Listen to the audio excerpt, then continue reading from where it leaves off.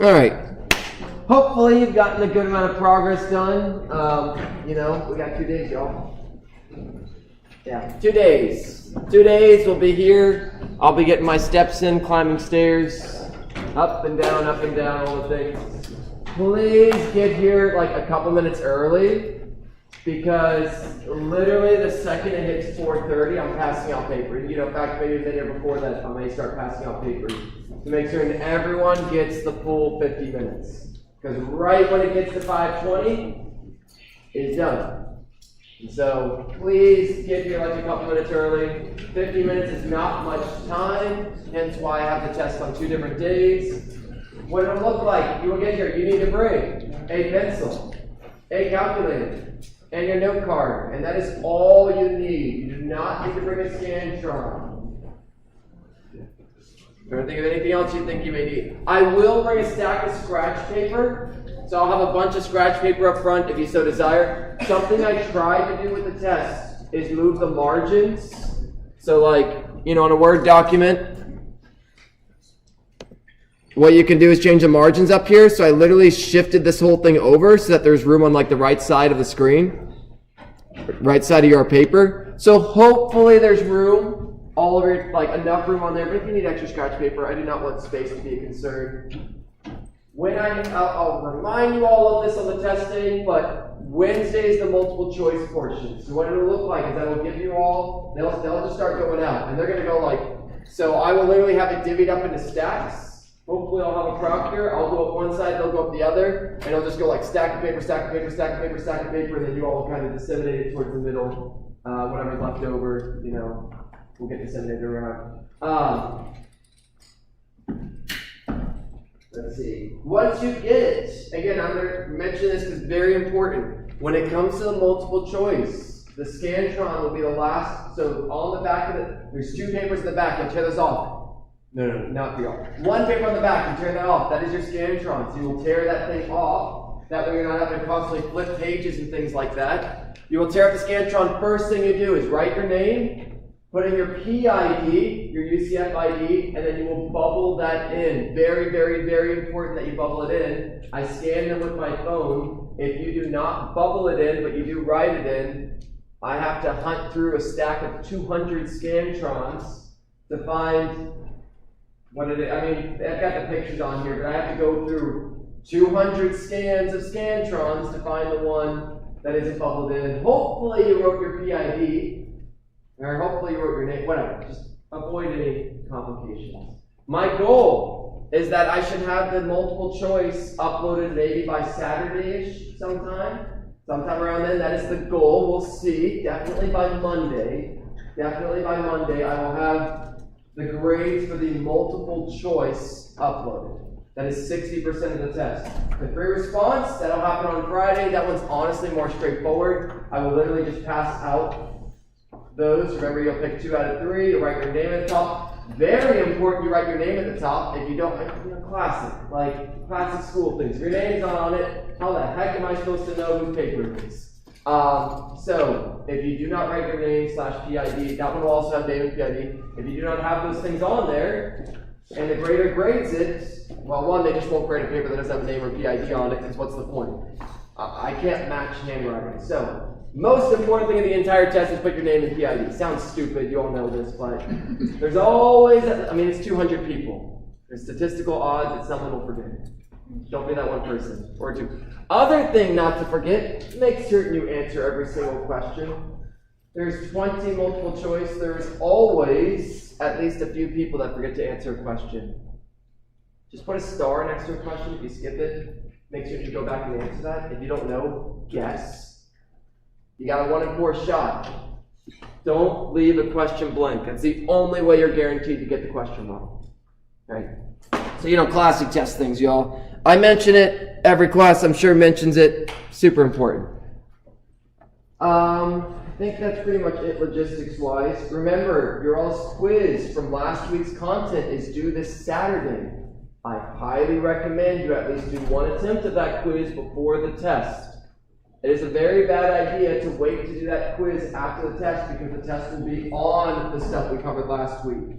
So, Sure, you can wait to do the quiz till after the test, and then you look at the test and realize you're not sure how to do it, and then do well in the quiz, but that's really not worth that many points. It's better to take the quiz, realize, oh crap, I don't know how to do this problem. Learn from it, and then if you see something like it on the test, be like, oh, thank goodness I did the quiz first. So, even though your all's quiz is due after the test, don't wait till after the test to at least do one attempt of it. At least see more examples of questions I could ask on the test, okay?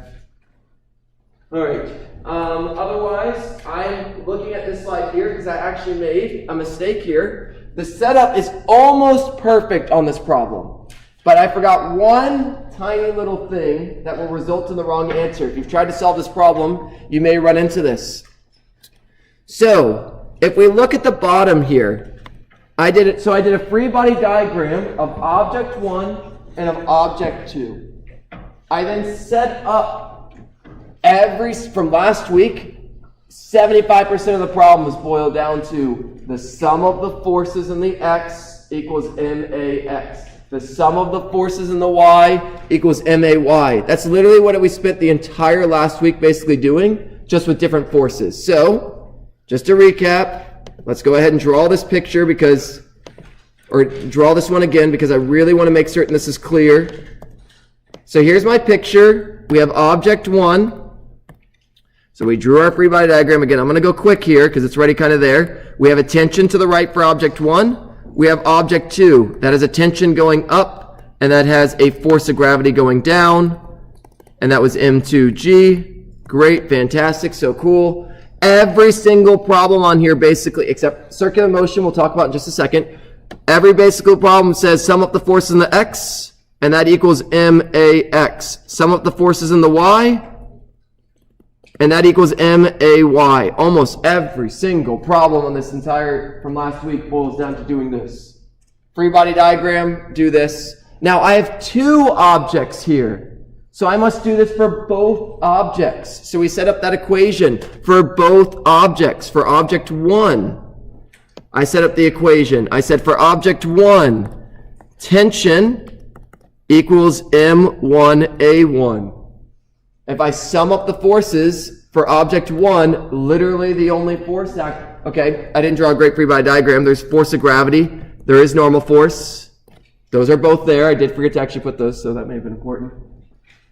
But if I look at the force normal and the force of gravity, this box is not accelerating upwards. It is not accelerating downwards. So if I look at object 1, the sum of forces in the y equals Fn minus Fg equals 0. It's not very interesting. It doesn't really do anything for us. Okay, but great, it's there. If I sum up the forces in the x, I get T, and that equals M1A1. Okay, great. Again, did that part last time. Object 2 has a tension, so same thing, sum up the forces in the y. There is forces in the y. T plus negative M2G equals mass times acceleration. Mass times acceleration. Always, always, always, always. There is no forces in the x, so nothing worth commenting. All right, everything up to this point is what I did last time. I have not identified them. It is a mistake that I missed last time. I told you all that the acceleration of object 1 and the acceleration of object 2 is the same. That is true. These objects are stuck together. So if one of them is accelerating, think of the object 2 down here. This is accelerating downwards. Yeah, that's going to pull the other block. They're coupled together. They're stuck together. But here's where we get into a little bit of a snafu. The answer to this, just straight up tell you all, the answer to this is that the acceleration is 2 meters per second squared. That's going to be the answer. Great. But I'm going to use that to help us understand where the mistake was. The acceleration of 1 is 2 meters per second squared. Nice. No problem. It's to the right, so it's positive. But what about the acceleration due to 2? That one is also 2, but it's negative. The acceleration of 1 is positive 2. The acceleration of 2 is negative 2. Why? Because it's downwards. Okay? Very subtle. Very subtle difference here. The acceleration is in the direction it travels. For object 1, that's to the right. For object 2, that's downwards. So, why does this matter? You cannot just say A1 equals A2. You cannot just say A1 equals A2. What do you have to say? A1 equals negative A2. Again, you can see that if the acceleration for block 1 is positive 2 meters per second, because it's to the right, for block 2 it's negative 2. What's the relationship between positive 2 and negative 2? Slap a negative sign in front, and that's the difference. Okay? That will change the math. That will change the math. So, please work through this problem, but the result of that is if I want to replace that, I need to replace it with negative A1, and then go from there. I'll straight up tell you all there's a problem like this in the quiz. So, that's why I wanted to mention it to you. If you haven't started the quiz, you will see a problem like this. In fact, it's even spicier. It's got friction in it. How exciting. But it really boils down to the same thing. So, make certain you all can do this. Make certain you go through the quiz one. But I wanted to point that out because otherwise you'll probably be banging your head against the wall wondering why it's not working. And it's just that little subtle A1 is not A2. A1 is negative A2. Okay? All right. Cool. All right, the other tiny little typo I made, again, all the typos. If you all go down to the box that's going down the ramp, I set it up perfectly. I just did something stupid. Let me go and erase the thing. I fixed it for someone in my, All right, notice right here that there's a G. Notice right here my G disappeared. That was not on purpose. So if I look at this red, or let's just make it green so it's really obvious. Notice that there's a G right there. If you go to the next step right below that, you will notice that the G magically disappeared. That's because I forgot to write it. So this one should be mu times G. This one down here should be mu times G. This one over here, mu times G. Now, both sides have G, so they actually cancel out. So when you want to find the angle at which point it's a constant velocity, it's just tangent inverse of mu.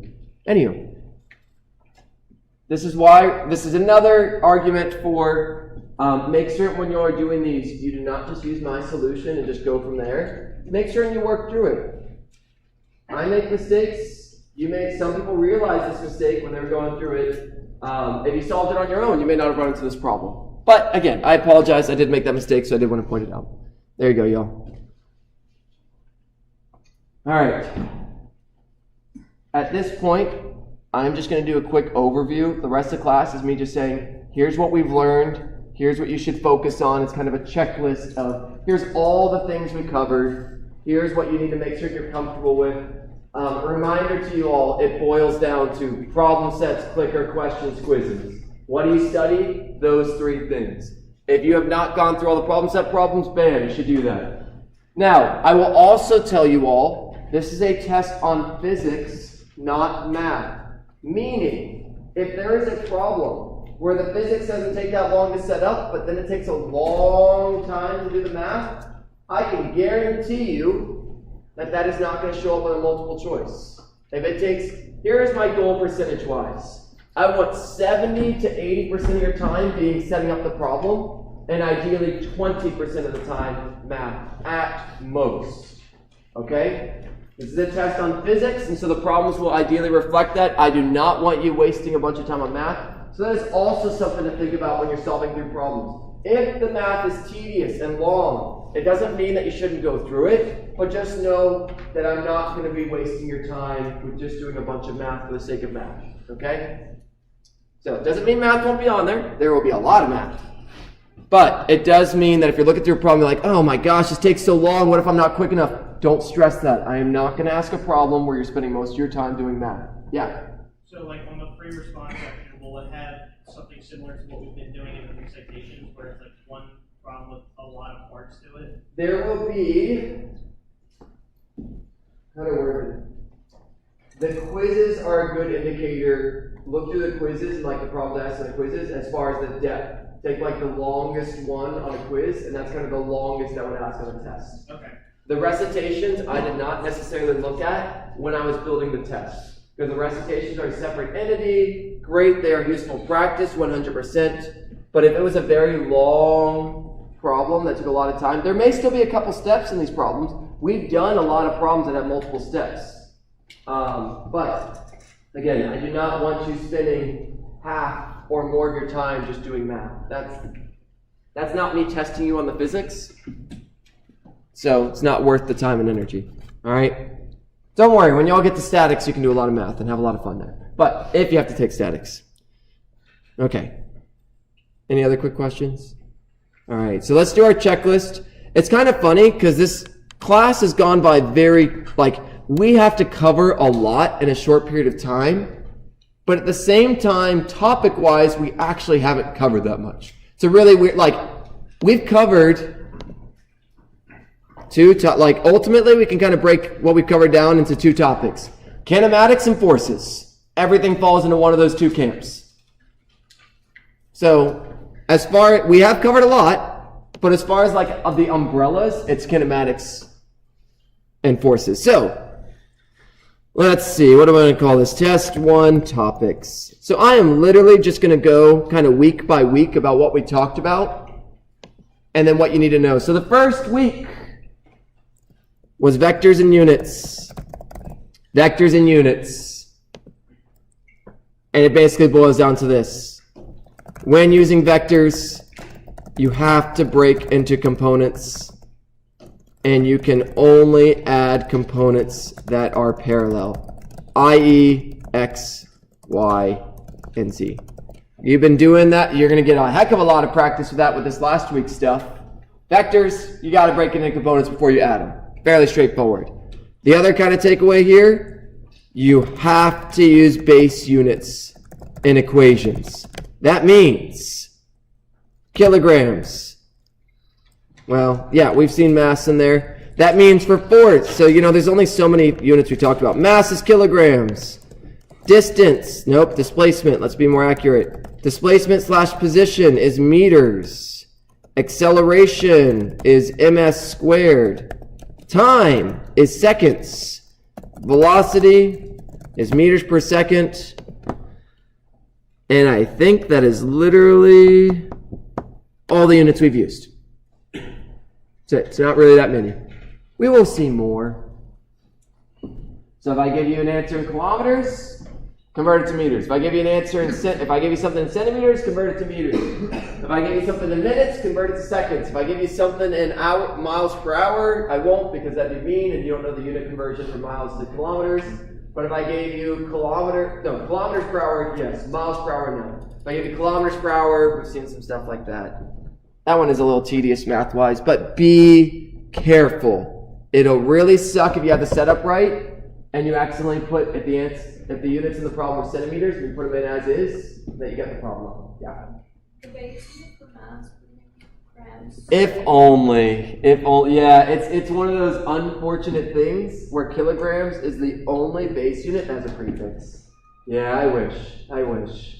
Yeah, it's really weird. There's a reason for it. There's a history behind it. I don't remember what it was. I learned it at some point. My memory sucks. I forgot it already. Yeah, kilograms is the only base unit that has a prefix. So yeah, if I give you something in grams, you actually have to convert it to kilograms. Okay? So make certain you all know your unit conversions / have them on your note card. To be honest, there's not that many. Centimeters to meters, millimeters to meters, kilometers to meters. That's kind of the main three that we've been using. I do not expect you all to know nano, micro, pico. No, don't care about, physics 2, you'll get plenty of practice with those. But millimeters, centimeters, and kilo, yeah. Make certain you all know those. All right. And if you're afraid you'll forget them, put them on your note card. Okay, 1 week down. That week was, again, the first couple weeks were kind of funky. There was so much we had to learn. Such a good time. All right, week 2, we got into 1D kinematics. Really boiled down to this. We talked about position. So position is where you're located. Displacement, which is your change in position. Velocity and acceleration. We basically just introduced, know what these mean. Not much more, like, what is position, what is displacement, what is velocity, what is acceleration? Know that speed is the absolute value of velocity. And that they are all vectors. Is a scale. So speed is a scalar and is the absolute value of velocity. Oh, that's terrible. Vectors. Okay? So yeah, just generally know it. I mean, velocity and acceleration are the two that most people mix up. Acceleration is not how fast you're going. Acceleration is not whether you're moving. Acceleration is whether you're speeding up, slowing down, or changing direction. Okay? Very, very important. Acceleration is not whether you're moving. Something can be moving and have zero acceleration. Case in point, you right now. You're on the earth is spinning, you're flying around the sun, your acceleration is zero. Now, technically your acceleration isn't zero, but don't worry about that. Yeah. Huh? Yeah. So, but just keep that in mind. You're going 60 miles per hour in your car on cruise control, acceleration is zero. All right. 1D kinematics, you need to know the equations. Let me just copy and paste all those over. There's a heck of a lot. I say need to know them. You all don't need to memorize them. I will give them to you on the test. Actually, where's my format sheet? There you go. You all can see. You want to see how much work I've had to do for this? Look at all these files. That's the suffering I went through for you all. Multiple versions. I mean, for you all. You probably don't appreciate, but multiple versions, y'all. So yeah, don't just copy down what your neighbor has. It won't go well for you. There is multiple versions. All right, bam. All the equations, and they're totally going to not mess up the formatting whatsoever. Oh, that's pretty good. All right, so there you go, y'all. There's the equations and all their goodness. So know the equations, and then the other thing you need to know is that the relationship between them. So acceleration is the second derivative. Acceleration is the derivative of velocity with respect to time. I'm not going to do all the fancy vector things just because that takes too much time right now. Acceleration is the derivative of velocity with respect to time. In fact, I'm not going to even put this here. Know how to go from position to velocity to acceleration using derivatives and vice versa, i.e. integrals. So remember that these are related. Velocity is the derivative of position with respect to time. Acceleration is the derivative of velocity with respect to time. If you want to go backwards, take integrals. The acceleration is the second derivative of position with respect to time. All right. So remember that. Very important. Again, hopefully, as you're seeing all this, you're like, okay, yeah. I remember doing problems like this. Hopefully, none of this is news to y'all. New news. All right. Then after 1D kinematics, we said, man, let's double the fun. Let's go to 2D kinematics. Oh, I will post all this. Everything I'm typing, as always, anything I do in class will get uploaded. I will literally upload this PowerPoint for you all in all its organization and glory. So this will get uploaded, y'all. I'll probably make a folder called Test 1 and put it in there. Okay. All right, 2D kinematics.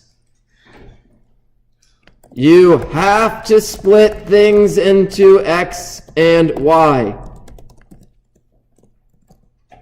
X and Y are independent of each other. Bam, bam, bam, bam. So many exclamation marks.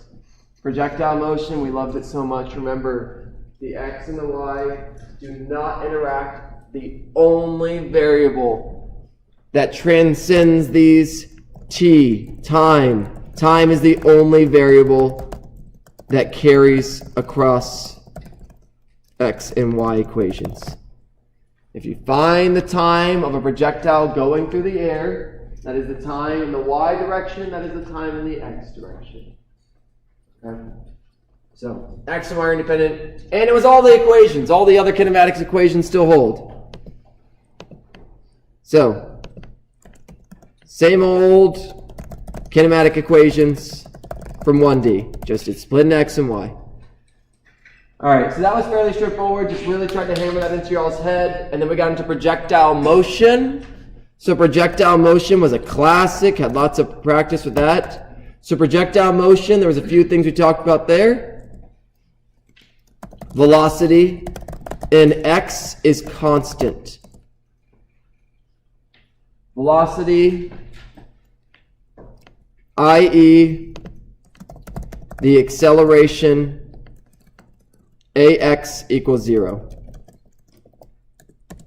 Velocity in y is not constant, i.e. a y equals negative 9.8 meters per second squared. Hopefully, yeah, cool with that. Hopefully you've gotten some kind of good practice with that.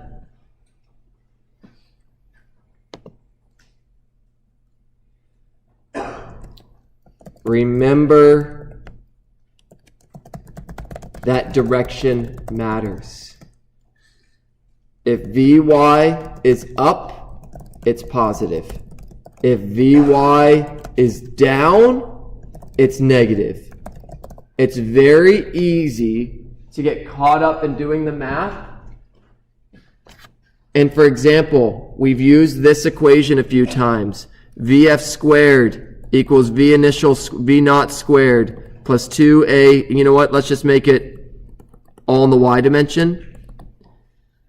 If you solve for Vy here at the end, so at the, say something's gone up and gone back down. I toss a ball straight up and down. Sure, whatever it may be.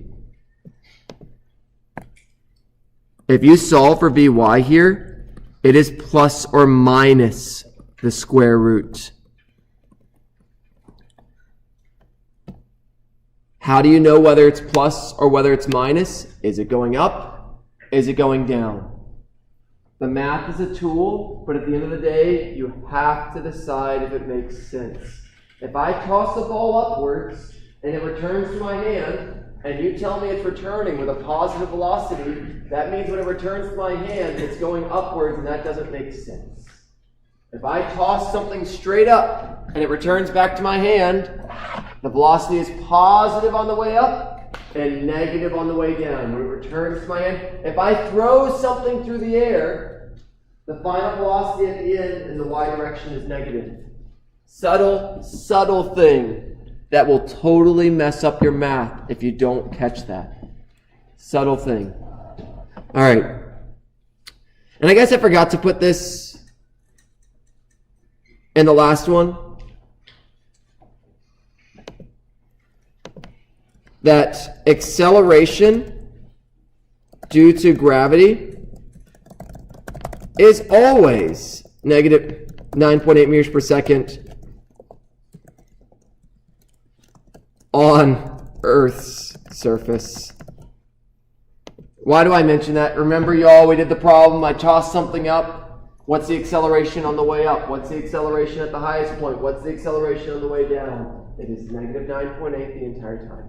On the way up, the acceleration is negative 9.8. At the top, the acceleration is negative 9.8. On the way down, it's negative 9.8. The velocity goes from positive to 0 back down. But all right. Cool. And then there's some little tricks that we need to remember. And I think my thing got angry with me. So let me go ahead and save this.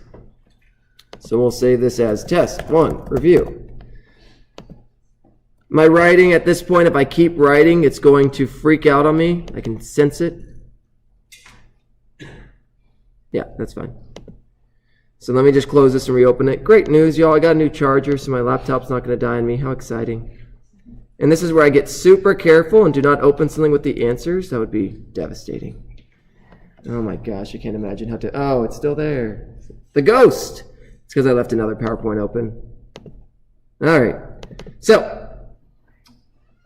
The other thing is with projectile motion, there was a few tricks.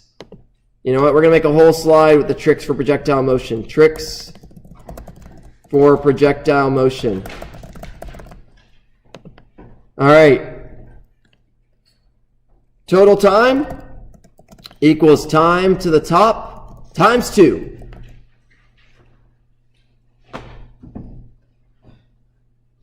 Very important.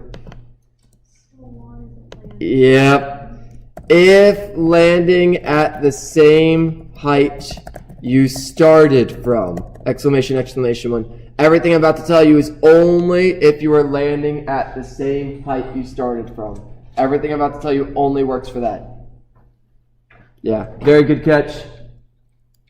The velocity, yeah. Even if it's not, could you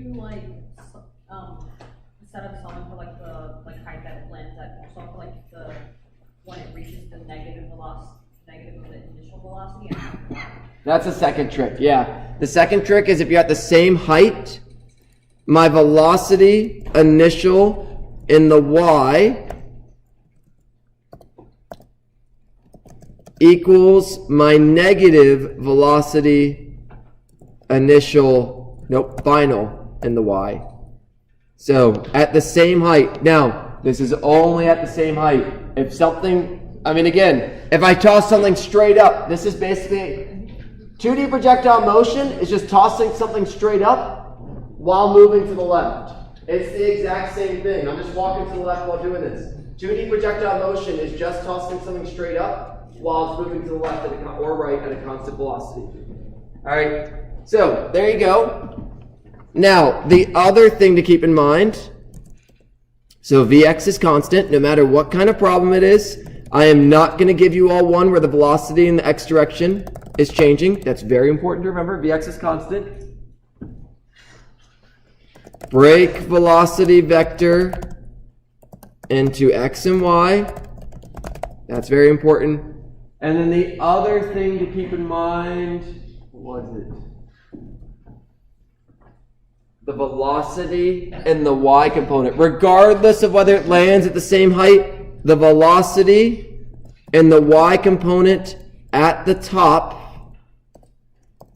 So the velocity in the y component at the top is 0. If I toss something upwards, when it reaches its highest point, it doesn't matter if it returns to its same point. All we care about is at the highest point. It doesn't matter what angle.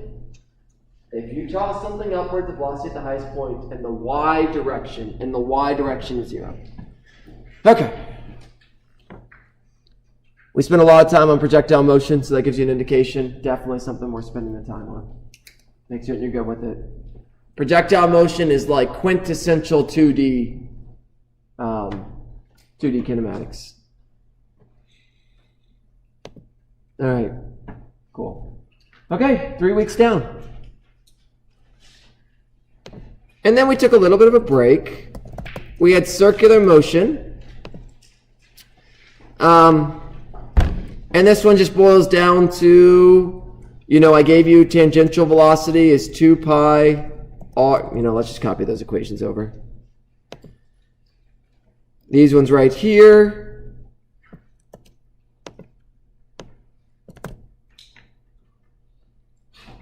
Now, I should have put a capital T here on your all's formula sheet.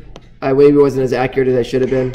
The tangential velocity and the centripetal acceleration are that. And then the other thing you all need to know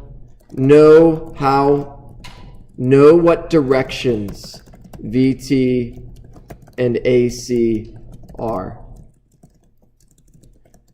So, key to that, remember if something's going in a circle, acceleration is, AC is always towards the center. That's super easy. AC is towards the center. VT is tangent to the direction of motion, which isn't very helpful. It is. That tells you. But let me draw you all a picture. If something's going in a circle, and let's just say it's going counterclockwise, let's just pick some random spots. Remember velocity? You pick a spot, you draw a little line that lines up with it, and you make it straight. Bam, that's the direction of velocity. Acceleration points towards the center. Always. Pick another spot. Here at the bottom, draw a little line. It's going to go in the direction it's going to fly. Remember, spun the duck around. It's the direction it would fly at. It's the direction it's moving at that moment, which comes out to, if you release it from that motion, that's the direction it would fly. There was a crazy idea. Well, say crazy. Maybe they're still working on it. One of the ways they were exploring launching vehicles to space is just spinning something super fast at the end of an arm, and then at some point you release it and it'll just fly off. But it was way too many forces to hold on. When you got that thing spinning fast enough to make it to space, it was just like too hard to hold it down. Because remember, and this is a nice little thing, where there's an acceleration, there's a force. So, to keep that thing trapped in the circle, there's an acceleration, a force holding it inwards for every force. And anywho, that's a nice segue. Also during this week, we talked about Newton's laws. First law. Object in motion stays in motion. Object at rest stays at rest. Things keep doing what they're doing until an unbalanced force acts on it. You will keep sitting in your seat until you move your legs and push yourself upwards and walk away. You're going to stay in that seat until you do something, or until someone comes and pushes you out of your seat, whatever it may be. All right, second law, F equals ma. You can rearrange that if you want. A equals F over m, and very important, F net. F net equals ma. F net equals ma. When we talked about this, we're going to, the next thing last week was literally just doing a heck of a problems with this.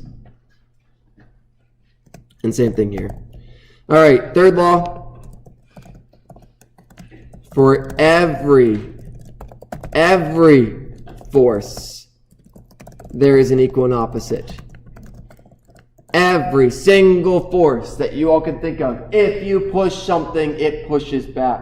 Remember, I gave you all the example of the fly in the car. And we didn't, that's always a classic that people don't like, because you're like, the fly dies, the car doesn't. The forces are the same. The acceleration is different. The acceleration is different. And remember, for this equation, y'all, the reason I rewrote it differently here, the acceleration is all that matters. I can push this desk as hard as I want. It only matters if that thing starts accelerating.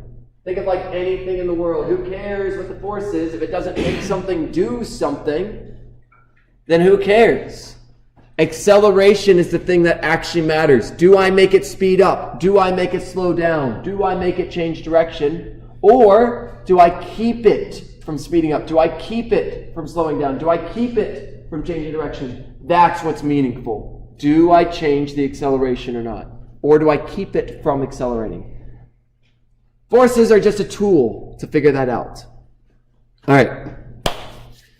Again, Newton basically came up with this idea of force. You can't see a force. You can see an acceleration.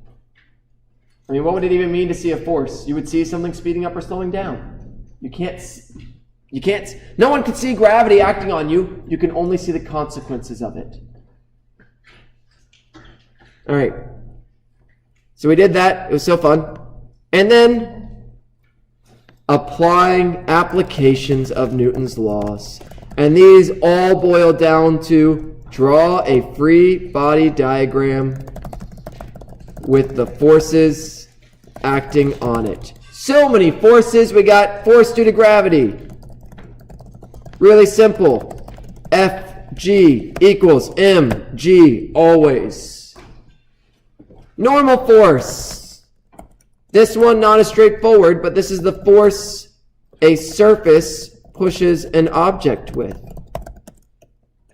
Friction force. Force opposing motion. And that one equaled Ff equals mu. Gross, gotta find the symbol. Oh, look at that. I'm already in the Greek letters. Mu. F normal force. You know, and I'll clarify normal force here is parentheses Fn. All right, tension force,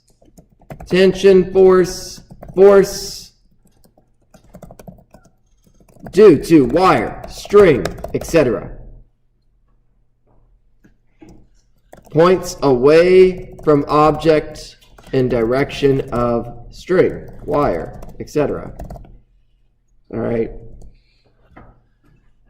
Gravity, normal force, friction force, tension force.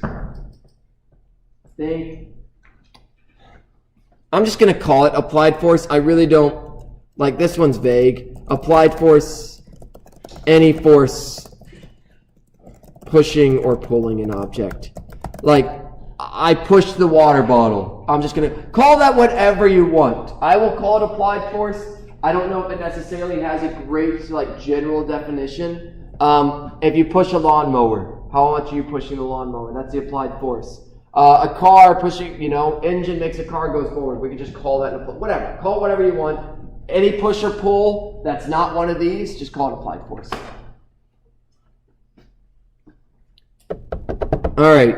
Now, there is centripetal force.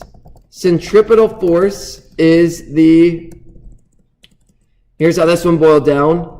Sum of forces pointed towards the center equals mv squared over r. The sum of the forces that point towards the center equals mv squared over r. We did a few problems. There's a few problems in y'all's practice set. Draw a quick example, roller coaster. If I draw a roller coaster, in fact, there's a problem like this. Let's just do this one real quick. In y'all's problem set, there's a roller coaster. It says, hey, at the top, find the force of the seat on the person. So if we draw the person at the top, they have F gravity pointed down. They have Fn pointed down. Fg plus Fn equals mv squared over r. Because these forces add up to give me my centripetal force. The sum of the forces equals that. Now your question may be, why didn't I make it negative? Fc for centripetal force. Why didn't I make it negative? Because Fc is pointed down, Fn is pointed down, Fg is pointed down. Sure, make them all negative and the negatives go away. When it comes to centripetal force, you don't worry necessarily about, the only reason you care about positives and negatives, let's just pick here at the bottom, and we'll talk about that one. Here on the bottom, I have Fg downwards, I have Fn upwards. So if I do that spot, I have Fn plus negative Fg equals mv squared over r. Because the centripetal force points in the direction of Fn. So whatever way centripetal force, call that positive. If it's away from that, it's negative. If it's towards that, it's positive. There's some good problems. Make sure you all try this out once you do a couple of these. Okay, and the last thing, we draw our free body diagram. Great, we start to centripetal force. How do you solve these ones up here? I should have started with this sooner, but let me take the centripetal force stuff and chuck it on another slide, just to make it a bit more clear. So centripetal force, bam, you're going into exile. Because let me remind you all, every single application of Newton's laws boils down to the following.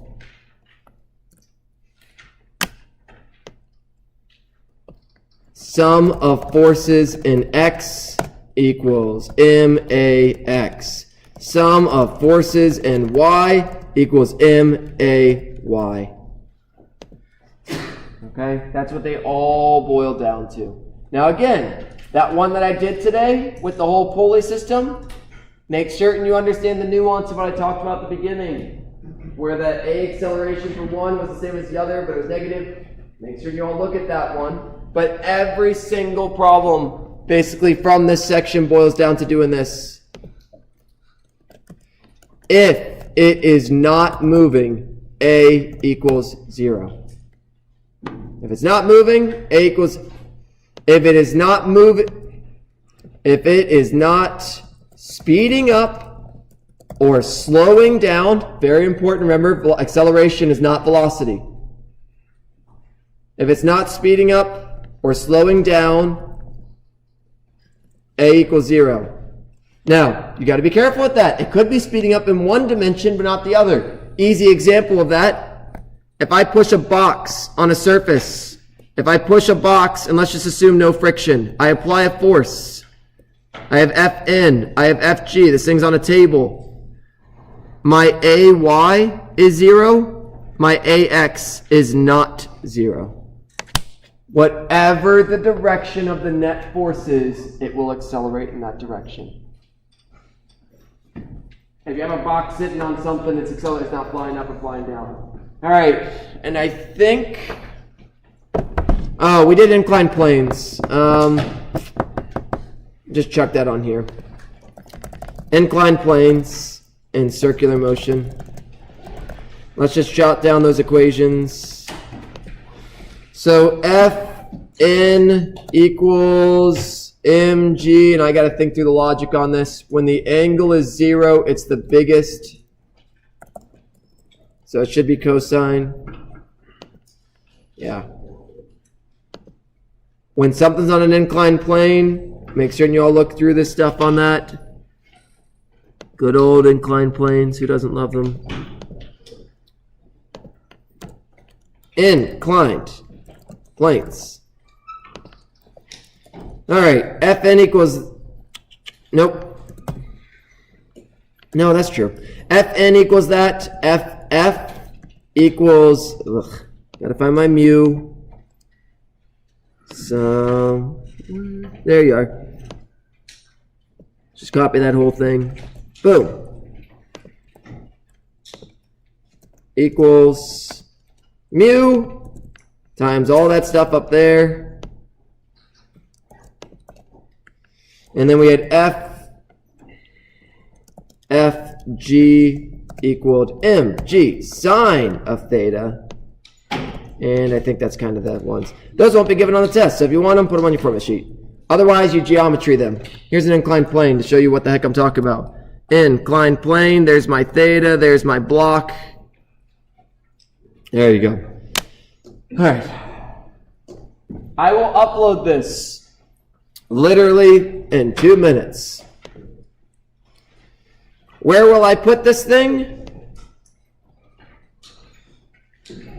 If y'all go here, folder, test 1. In fact, why don't you just, yeah, here's where it's going to be. So if y'all want to look at this review, there it is. All right, if you have any questions, comments, concerns, come on up. Good luck to y'all in your studying. If you put in the time and the energy, this should go great.